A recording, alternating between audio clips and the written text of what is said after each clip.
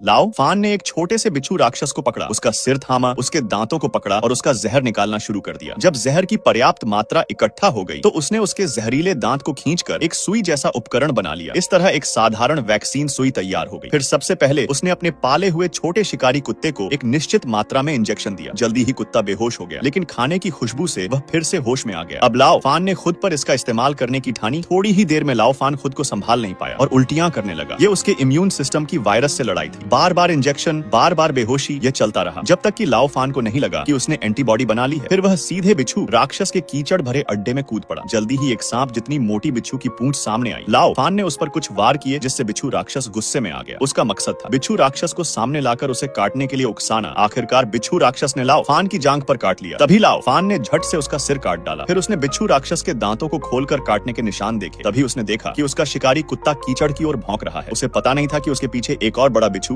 राक्षस खड़ा था। लाओ फान ने बिच्छू के कई हमलों को चतुराई से चकमा दे दिया, लेकिन फिर एक विशाल एलियन बिच्छू राक्षस ने जोर की दहाड़ मारी और लाओ फान को 20-30 मीटर दूर फेंक दिया। इस बार लाओ फान पूरी तरह तैयार हो गया। उसने एक हाथ से अपने पालतू कुत्ते को उठाया और दूसरे हाथ में तलवार थाम ली। फिसलते हुए बिच्छू राक्षस के नीचे पहुंचा और एक वार में उसकी आंतें बाहर निकाल दी। बिच्छू राक्षस ने 2 बार तड़प कर दम तोड़ दिया। धीरे धीरे लाओ फान ने रेगिस्तान की जिंदगी को अपना लिया और उसका छोटा कुत्ता अब एक बड़ा भेड़िया बन गया था। एक दिन लाओ फान को एक भाड़े के सैनिकों का स्टेशन मिला। वह अंदर गया, कुछ खोजा लेकिन कुछ भी कीमती नहीं मिला। सिर्फ एक एक्सपायर्ड खाने का पैकेट मिला जिसे कुत्ता भी नहीं छू रहा था। तभी लाओ फान ने दूर से एक बारिश के बादलों को आते देखा। चश्मे से देखने पर पता चला कि बारिश के साथ बड़ी संख्या में बिच्छू राक्षस भी आ रहे हैं। लाओ फान समझ गया कि अब यहाँ रुकना खतरनाक है। उसने इमरजेंसी कम्युनिकेशन बटन दबाया और पूरे ब्रह्मांड में संदेश भेज दिया कि मैं लाओ फान यूनिवर्स का कुख्यात भगोड़ा मुझे पकड़ेगा, उसे इनाम मिलेगा। जल्द ही कुछ भाड़े के सैनिक वहाँ पहुंचे। सभी सैनिकों ने नकाब पहने हुए थे, जिनका नेतृत्व कर रहा था हुसैन। लेकिन उसके तुरंत बाद एक और सेना भी वहाँ आ पहुंची। हुसैन नाराज हो गया और उसने कहा कि हम पहले आए हैं तो कोई भी हमारे हाथों से शिकार नहीं छीन पाएगा।